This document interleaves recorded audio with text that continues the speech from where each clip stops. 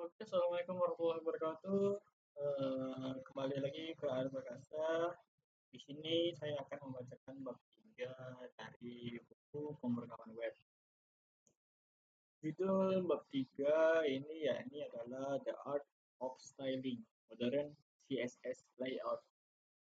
Di sini capaian pembelajarannya learning outcomes setelah menampilkan bab ini diharapkan bisa memonopoli kendali atas setiap pixel elemen menggunakan pemahaman mendalam tentang the box model, lalu menghitung dan memprediksi skor spesifisitas CSS untuk memenangkan perang antar selektor.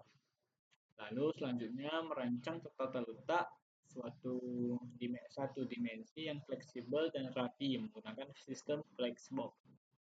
Lalu membangun struktur grid dua dimensi yang kompleks untuk desain halaman utama menggunakan CSS Grid. Menerapkan strategi mobile first dan responsive design agar tampilan aplikasi adaptif di segala ukuran layar. Bagian pertama, the box model mechanics. Segala sesuatu adalah kotak. Jika kamu ingin menguasai CSS, kamu harus menerima satu secara mutlak di mata browser. Di mata browser, setiap elemen HTML mulai dari satu huruf hingga gambar raksasa hanyalah sebuah kotak persegi panjang. Konsep ini dikenal sebagai the box model yang merupakan fondasi paling fundamental dari tata letak web. Bayangkan setiap elemen seperti sebuah properti rumah, di tengah-tengahnya ada konteks area, yaitu rumah itu berdiri sendiri. Rumah itu sendiri tempat teks atau gambar tinggal. Ukuran area ini ditentukan oleh properti width dan height yang kamu tetapkan di CSS. Jika kamu tidak memahaminya, kamu akan terus-menerus bingung mengapa elemenmu bergeser ke bawah atau mengapa tombolmu terlihat lebih gemuk dari yang seharusnya. Tanpa pemahaman yang solid tentang kata ini, segala usaha stylingmu hanyalah tebak-tebakan berhadiah yang sering kali berakhir dengan frustasi. Lapisan pertama yang membungkus konten adalah padding, yang bisa dibayangkan sebagai halaman rumput di dalam pagar rumahmu. Padding adalah ruang transparan yang memisahkan konten dari batas luarnya, memberikan ruang bernapas agar teks tidak menempel sesak di pinggiran. Ketika kamu menambahkan latar belakang warna dalam kurung background pada sebuah elemen, warnanya akan meluas hingga menutupi area padding. Padding bersifat internal, ia hanya menambah ukuran total dari elemen tersebut, membuat elemen tampak lebih besar dari dimensi. Penggunaan padding yang bijak adalah kunci desain antarmuka yang elegan dan tidak terlihat sempit. Setelah padding, kita bertemu dengan border yang berfungsi sebagai pagar pembatas properti rumahmu.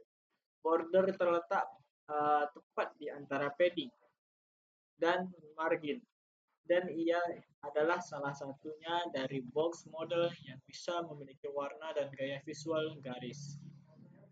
Ukuran ketebalan border juga ikut menambah dimensi total elemen, yang seringkali menjadi jebakan bagi pemula yang mencoba mengepas elemen ke dalam lebar tertentu. Border bisa digunakan untuk tujuan estetika, dekoratif, atau fungsional, seperti menandai kolom input yang sedang aktif atau memisahkan bagian-bagian artikel dalam desain modern. Dalam desain modern, border sering dibuat transparan atau sangat tipis untuk menjaga kesan minimalis. Lapisan terluar dan paling sering disalahpahami adalah margin, yang merupakan jarak sosial antara rumahmu dengan rumah tetangga. Margin adalah ruang kosong di luar border yang benar-benar transparan dan tidak memiliki warna latar belakang. Fungsi utamanya adalah untuk mendorong elemen lain menjauh, menciptakan jarak antar komponen agar tidak saling bertumpuk atau berdempetan. Uniknya, Margin vertikal memiliki perilaku aneh yang disebut margin collapse, di mana jika dua margin vertikal bertemu, mereka tidak dijumlahkan melainkan diambil nilai yang terbesar. Fenomena ini sering membuat developer garuk-garuk kepala karena jarak antar paragraf tidak sesuai dengan matematika sederhana mereka. Namun, ada satu masalah besar dalam model standar CSS yang sering membuat perhitungan layout menjadi mimpi buruk matematika. Secara default, jika kamu mengatur width 100 pixel, lalu menambahkan padding 20 pixel dan border 5 pixel, lebar total elemenmu akan membengkak menjadi 150 pixel. Dalam kurung 100 tambah 20 kiri tambah 20 kanan dan 5 tambah 5 kiri dan tambah 5 kanan. Ini sangat menyebalkan karena merusak grid layout yang sudah kamu hitung dengan presisi. Solusi arsitektural modern untuk masalah ini adalah mengubah properti box sizing menjadi border box. Dengan border box, browser dipaksa untuk menghitung padding dan border dalam lebar yang sudah ditentukan. Jadi jika kamu set width 100 pixel, lebar totalnya akan tetap 100 pixel dan browser yang akan otomatis mengecilkan area konten untuk mengakomodasi padding dan border tersebut. Di era modern, hampir semua framework CSS dan proyek profesional menerapkan reset global, box sizing, border box, dibagi border box di baris pertama kode mereka. Ini dianggap sebagai best practice karena membuat perilaku ukuran elemen menjadi intuitif dan prediktif, sesuai dengan cara manusia berpikir tentang ukuran benda fisik. Tanpa ini, membuat layout responsif yang presisi hampir mustahil karena kamu harus terus-menerus mengurangi nilai padding dari lebar elemen. Sebagai arsitek web, tugas pertamamu saat memulai proyek baru adalah memastikan model kota ini diatur dengan benar agar fondasi bangunanmu kokoh. Bagian 2, CSS specificity dan the cascade. Sini memenangkan perang selektor. Pernah kamu menulis kode CSS, menyimpannya, mereverse browser, tapi tampilannya tidak berubah sama sekali, padahal kodenya itu sudah benar. Selamat datang di dunia cascading.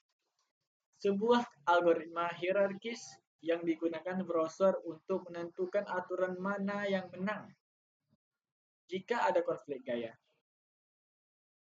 Kata cascade berarti aturan mengalir dari atas ke bawah. Jika ada dua aturan yang identik bobotnya, aturan yang ditulis paling akhir lah yang akan diterapkan. Namun, sebelum melihat urutan penulisan, browser melihat bobot kekuatan dari sektor yang digunakan, yang disebut specificity. Ini adalah sistem skor yang menentukan beberapa spesifik target elemenmu. Semakin spesifik, semakin tinggi skornya, dan semakin besar kemungkinannya untuk menang. Sistem skor spesifitas ini sering dianalogikan sebagai urutan kepangkatan dalam militer atau skor ABCD. Di tingkat terendah adalah elemen selektor seperti H1, P, dan div yang hanya bernilai 1 poin. Di tingkat selanjutnya adalah class selector, attribute selector, dan positive class yang bernilai 10 poin. Jauh di atasnya ada ID selector seperti header dan main yang memiliki kekuatan setara 100 poin. Yang paling kuat dan yang paling kuat yang sering dianggap sebagai nuklir merusak tontonan adalah inline style. Style yang ditulis secara langsung di HTML yang bernilai 1000 poin. Browser akan menghitung total skor dari setiap aturan CSS yang bersaing. Dan aturan dengan skor tertinggilah yang akan diaplikasikan ke elemen tersebut. Masalah arsitektural muncul ketika developer terlalu sering menggunakan ID selector untuk styling. Karena ID memiliki skor yang sangat tinggi. Sangat sulit untuk menimpa gaya tersebut di kemudian hari tanpa menggunakan ID lain atau teknik kotor. Misalnya, jika kamu mewarnai tombol dengan Summit BTN, color, color, red, kamu tidak akan bisa mengubah warnanya menjadi biru hanya dengan class blue BTN. Karena 100 poin selalu mengalahkan 10 poin. Ini menciptakan kode yang kaku dan sulit dipelihara, memaksa developer menulis selektor yang semakin panjang dan rumit hanya untuk memenangkan perang spesifitas. Oleh karena itu, standar industri saat ini menyarankan untuk selalu menggunakan class untuk styling dan membiarkan ID hanya untuk kaitan JavaScript atau anchor link. Ada satu senjata pemungkas yang sering disalahgunakan oleh pemula yang putus asa, yaitu adalah important. Menambahkan important di akhir nilai, seperti nilai property akan membuat aturan tersebut mengabaikan semua logika spesifitas normal dan menjadi prioritas utamamu. Meskipun terdengar seperti solusi instan yang menggoda, penggunaan important dianggap sebagai hutang teknis yang sangat buruk. Sekali kamu menggunakannya, satu-satunya cara untuk menyimpannya adalah dengan menggunakan important lain dengan spesifitas yang lebih tinggi, yang memicu lingkaran setan, perang nuklir dalam kodemu. Gunakanlah important hanya dalam keadaan darurat absolut, misalnya saat harus menimpa gaya bawaan dari library pihak ketiga yang bandel. Dan jangan pernah menggunakannya untuk styling komponen internalmu sendiri. Selain spesifitas, kita juga harus memahami konsep inheritance atau dalam kurung pewarisan. Beberapa properti CSS, terutama yang berhubungan dengan teks, seperti color, font, family, line, height, secara otomatis diwariskan dari elemen induk ke elemen anak. Namun, properti yang berhubungan dengan kotak, seperti width, margin, border, dan padding, umumnya tidak diwariskan. Tidak diwariskan. Memahami mana yang diwariskan dan mana yang tidak akan menyelamatkanmu dari penulisan kode berulang yang tidak perlu. Kamu bisa memaksa pewarisan dengan nilai inherit, misalnya border titik 2 inherit, atau membatalkannya dengan initial atau unset.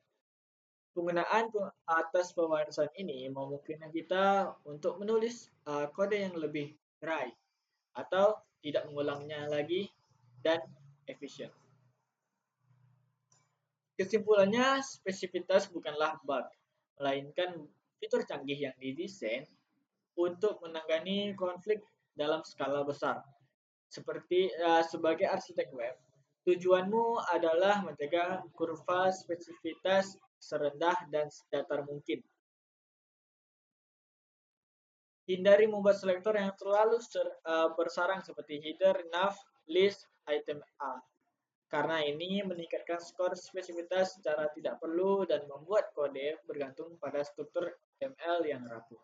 Tulislah CSS yang modular dan independen, sehingga komponenmu bisa dipindahkan kemana saja tanpa kehilangan gayanya atau merusak gaya elemen lain di sekitarnya. Lalu bagian 3, Flexbox System, yaitu penguasa satu dimensi. Sebelum tahun 2009, membuat tata letak web adalah pekerjaan yang menyiksa dan melibatkan penyalahgunaan properti, float, dan table, yang sebenarnya tidak didesain untuk layout aplikasi. Flexbox hadir sebagai penyelamat untuk menangani tata letak satu dimensi. Artinya, ia sangat ahli dalam mengatur elemen baik dalam satu baris atau satu kolom. Tapi tidak keduanya secara bersamaan. Konsep inti Flexbox adalah adanya flex container atau dalam kurung induk dan flex item, yaitu anak, dengan hanya memberikan display titik 2 flex yang container. Anak-anaknya otomatis berbaris rapi dan perilakunya bisa dikendalikan sepenuhnya oleh induknya. Ini seperti seorang instruktur yoga yang mengatur barisan murid-muridnya agar lurus dan seimbang. Kunci utama memahami Flexbox adalah memahami kedua sumbu, main axis dan cross axis. Secara default, main axis berjalan horizontal dari kiri ke kanan, dan cross axis berjalan vertikal dari atas ke bawah. Seperti justify content yang digunakan untuk mendistribusikan item di sepanjang main axis. Misalnya menaruh item di tengah atau menyebarkannya ke ujung kiri dan kanan. Sementara itu, property align items digunakan untuk mengatur posisi item di sepanjang cross axis. Misalnya, memastikan semua item memiliki tinggi yang sama atau berada di tempat tepat di tengah secara vertikal. Kebingungan sering terjadi ketika kita mengubah arah sumbu dengan flex direction atau dalam flex direction titik 2 column. Saat ini terjadi. Main axis berubah menjadi vertikal sehingga justify content tiba-tiba mengatur posisi vertikal, bukan horizontal lagi. Kekuatan magis Flexbox terletak pada kemampuan item-itemnya untuk tumbuh dan menyusut mengisi ruang yang tersedia, seperti flex grow, flex shrink, dan flex basis. Seringnya disingkat sebagai menjadi flex. Memberikan kecerdasan pada setiap item. Misalnya, kamu bisa membuat navigasi di mana logo memiliki ukuran tetap, tombol login untuk memiliki ukuran tetap, tetapi kotak pencarian di tengah otomatis memanjang memenuhi sisa ruang kosong. Tanpa Flexbox, melakukan hal ini membutuhkan perhitungan presentasi manual yang rumit dan rentan pecah di layar yang berbeda.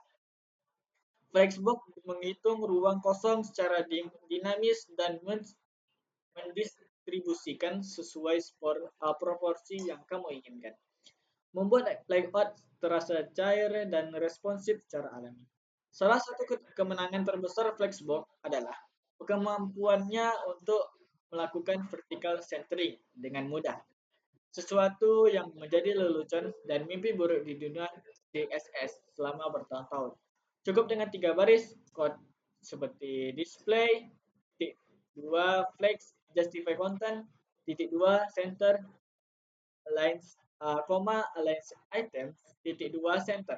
Kamu bisa menambahkan elemen apapun yang tepat di tengah-tengah induknya. Tidak peduli berapa ukuran elemen tersebut. Ini mengakhiri era penggunaan trik-trik aneh seperti position absolute dengan transformasi negatif atau penggunaan table semu. Flexbox juga memungkinkan kita untuk mengubah urutan visual elemen tanpa mengubah struktur HTML menggunakan property order yang sangat berguna untuk desain responsif di mana urutan tampilan di HP mungkin berbeda dengan desktop. Namun penting untuk diingat bahwa Flexbox bukan solusi untuk segala masalah layout. Ia didesain untuk komponen skala kecil atau menengah seperti navbar, card form control, atau daftar media. Ketika kamu mencoba membangun tata letak halaman utama yang kompleks dengan banyak kolom dan baris yang saling tumpang tindih, Flexbox mulai terasa canggung dan memaksa kita membuat banyak div wrapper tambahan. Disinilah batasan satu dimensi mulai terlihat. Flexbox bekerja sebagai prinsip konten menentukan layout. Ukuran item mempengaruhi grid yang berbeda dengan kakaknya. CSS Grid yang bekerja dengan prinsip layout menentukan konten. Meskipun sudah ada teknologi yang lebih baru, Flexbox masih menjadi alat paling esensial di sabuk perkakas front-end developer. Kompatibilitasnya sudah hampir 100% di semua browser modern, dan performanya sangat ringan. Pemahaman mendalam tentang cara kerja FlexWrap untuk menangani item yang meluber ke baris baru juga sangat krusial untuk membuat galeri responsif sederhana. Singkatnya, Flexbox adalah tentang distribusi ruang dan penyelarasan. Jika kamu ingin menata benda-benda dalam satu garis lurus atau satu tumpukan, Flexbox adalah pilihan terbaikmu tanpa keraguan. Lalu bagian 4, CSS Grid System. Arsitek dua dimensi. Jika Flexbook adalah penguasa satu dimensi, maka CSS Grid Layout adalah dewa tata letak dua dimensi yang sesungguhnya. Grid diciptakan untuk menangani baris dan kolom secara bersamaan. Kemungkinan kita membagi halaman web menjadi wilayah-wilayah utama seperti papan catur. Sebelum adanya grid, developer terpaksa menggunakan framework seperti Bootstrap yang membebani situs dengan ribuan baris CSS dan markup HTML yang kotor hanya untuk membuat layout kolom sederhana. Dengan CSS Grid, kekuatan layout dikembalikan ke tangan CSS native.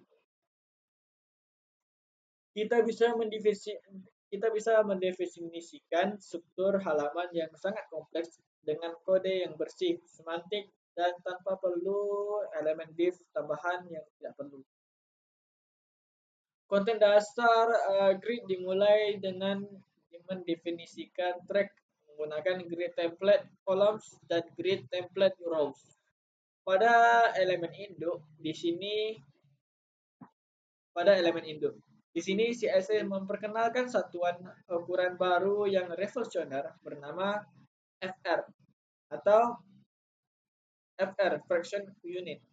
Satuan FR mewakili bagian dari ruang kosong yang tersedia, misalnya grid template columns titik 1 FR 2 FR akan membagikan kolom menjadi dua, di mana kolom kedua lebarnya 2 kali lipat kolom pertama.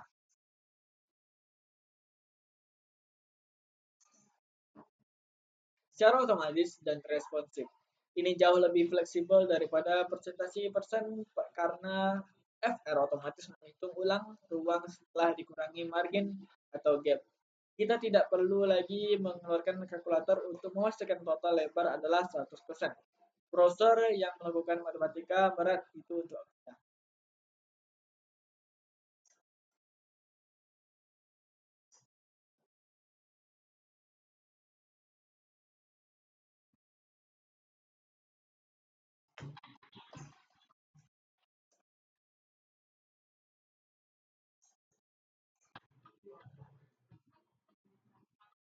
Fitur paling artistik dan intuitif dari CSS Grid adalah Grid Templates Areas.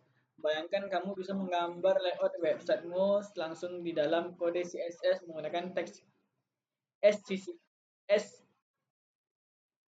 SCL. Kamu bisa menamai area gridmu seperti header, sidebar, content, dan footer. Lalu menyusunnya dalam property grid template areas. Ini membuat kode CSS menjadi sangat mudah dibaca dan dipahami oleh manusia. Jika kamu ingin memindahkan sidebar dari kiri ke kanan atau memindahkannya footer ke atas, kamu cukup mengubah string teks di CSS tanpa perlu menyentuh struktur HTML sama sekali. Ini adalah pemisahan sejati antara struktur HTML dan presentasi CSS.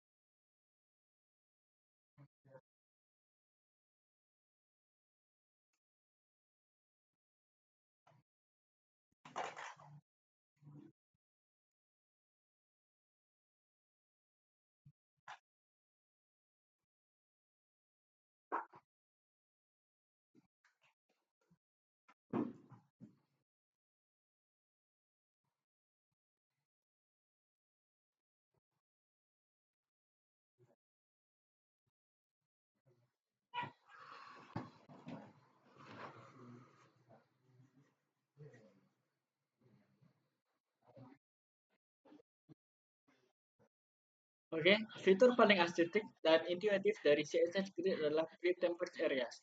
Bayangkan kamu bisa menggambar layout websitemu langsung di dalam kode CSS menggunakan teks SCII. Kamu bisa menamai area gridmu seperti header, sidebar, konten, dan footer. Lalu menyusunnya dalam property grid template areas. Ini membuat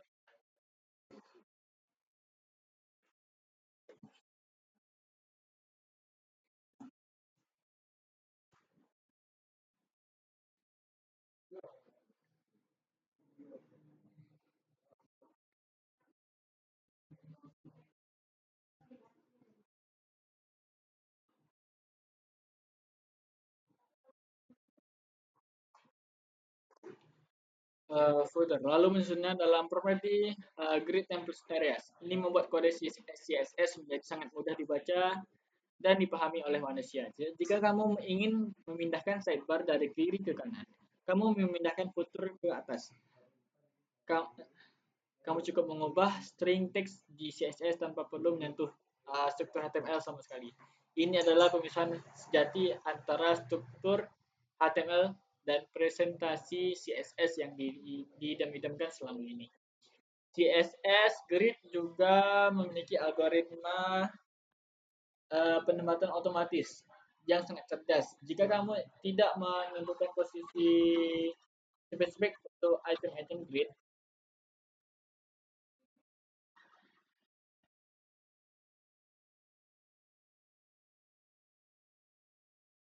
browser akan otomatis mengisinya ke dalam sel-sel yang kosong, mirip seperti menuangkan air ke dalam cetakan es batu. Fitur ini menjadi sangat powerful ketika dikombinasikan dengan fungsi min-max atau auto-fit atau juga autofill. Kamu bisa membuat galeri foto responsif yang otomatis menambahkan atau mengurangi jumlah kolom berdasarkan lebar layar tanpa perlu menulis satupun media query. Ini adalah teknik Holy Grail dalam desain responsif modern yang secara drastis mengurangi jumlah kode yang harus ditulis dan dirawat. Selain itu, grid memecahkan masalah klasik jarak antar elemen dengan property gap. Dulu grid gap di masa lalu, untuk memberi jarak antar kolom kita harus menggunakan margin kanan pada semua elemen kecuali elemen terakhir. Titik dua last dikurang kecil yang sangat merepotkan. Dengan gap, kita cukup menentukan jarak antar sel grid dan browser hanya akan memberikan jarak di antara item. Jika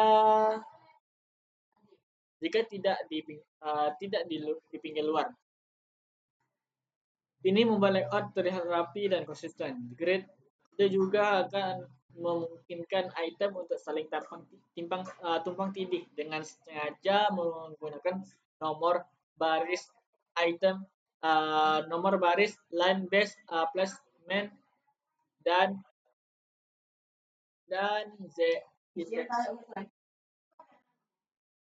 Z index. Memungkinkan desain kreatif bergaya majalah atau poster yang sebelumnya sangat sulit dicapai di web. Sebagai arsitek web, kamu harus tahu kapan menggunakan grid dan kapan menggunakan flexbox. Aturan praktisnya adalah gunakan grid untuk tata letak halaman utama yang membutuhkan presisi 2D yang menggunakan flexbox, dan gunakanlah flexbox untuk menyusun komponen-komponen kecil di dalam sel grid tersebut, seperti menyusun icon dan teks di dalam tombol. Keduanya bukanlah musuh, melainkan pasangan yang saling melengkapi. CSS Power Couple. Menggabungkan keduanya memberikan kontrol visual mutlak yang tidak akan pernah dimiliki oleh generasi developer web sebelumnya. Lalu lanjut ke bagian 5, responsive strategi. Desain yang cair seperti air. Di era di mana pengguna mengakses internet melalui jam tangan pintar, kulkas, tablet lipat, hingga layar TV raksasa, konsep satu ukuran untuk semua sudah lama mati. Responsive Web Design atau RWD adalah filosofi bahwa desain web harus bersifat cair dan adaptif, merespon ukuran dan kemampuan perangkat pengguna. Strategi teknis utama untuk mencapai ini adalah media queries atau add media yang memungkinkan CSS untuk menerapkan gaya yang berbeda berdasarkan kondisi tertentu, seperti lebar layar bisa menggunakan min kurang width atau max kurang width. Media query bertindak sebagai saklar kondisional. Jika layar lebih lebar dari 768 pixel, maka ubah susunan kolom dan dari vertikal menjadi horizontal. Tanpa fitur ini, web di HP akan terlihat seperti versi desktop yang diperkecil atau dalam kurung zoom out yang tidak terbaca dan sulit diklik. Strategi arsitektural yang paling efektif saat ini adalah mobile first approach. Alih-alih mendesain versi desktop yang rumit dulu, lalu memaksanya masuk ke layar HP yang kecil, yang sering menyebabkan masalah performa dan layout yang pecah. Jika kita mendesain untuk layar terkecil terlebih dahulu, secara kode ini berarti gaya default kita adalah untuk tampilan mobile dan kita menggunakan min kurang width media queries untuk menambahkan kompleksitas saat layar membesar. Pendekatan ini lebih efisien karena browser HP tidak perlu membuat dan memproses kode CSS desktop yang berat yang kemudian ditimpa. Mereka hanya memuat kode dasar yang mereka butuhkan. Ini adalah pola pikir progressive enhancement, mulai dari fondasi yang kuat, lalu hias sesuai kemampuan perangkat. Memilih breakpoints atau dalam kurung titik di mana layout berubah adalah seni tersendiri. Kesalahan umum pemula adalah menetapkan breakpoint berdasarkan perangkat spesifik, misalnya 375 pixel untuk iPhone atau 768 pixel untuk iPad.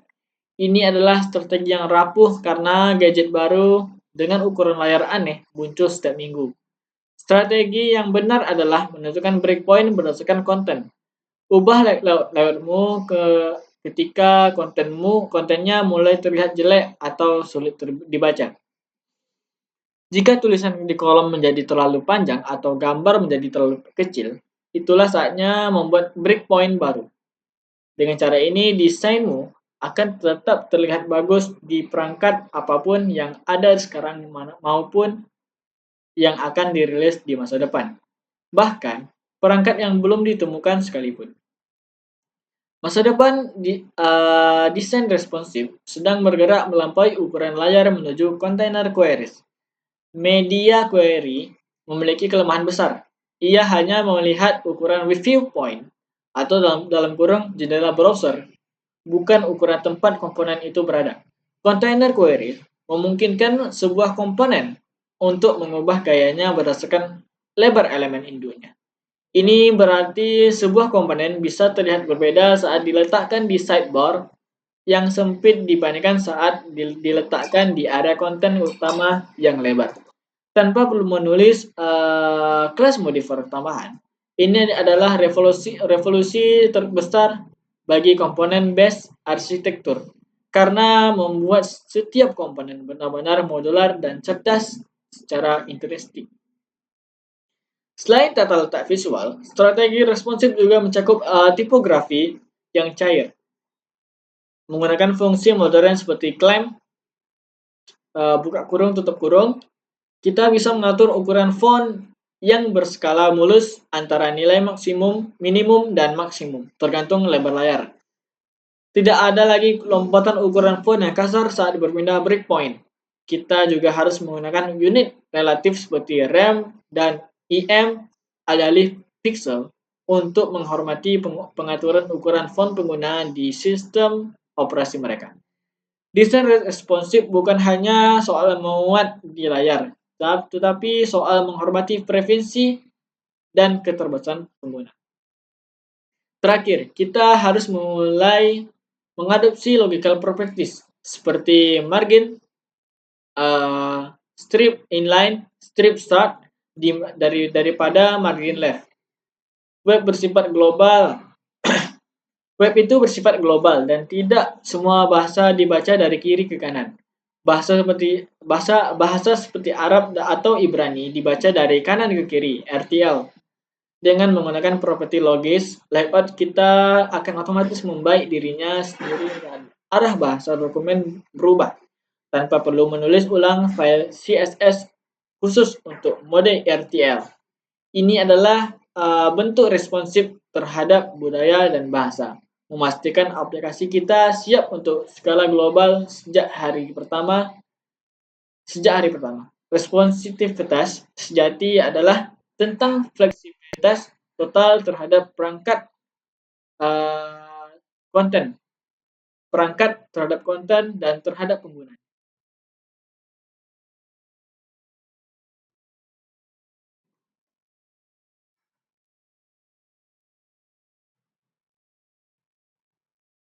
Dalam lanjut ke bagian 6, dalam pandangan Islam, keindahan Jamal adalah salah satu sifat Allah.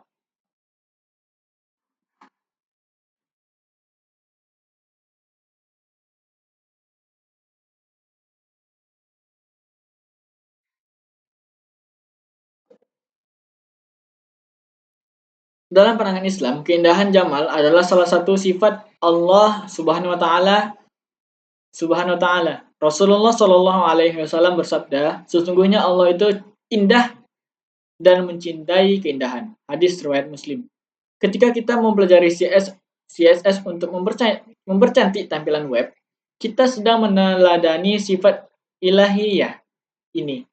Namun keindahan dalam Islam tidak berdiri sendiri. Ia harus berlandaskan pada mizan, keseimbangan, dan nizam keteraturan.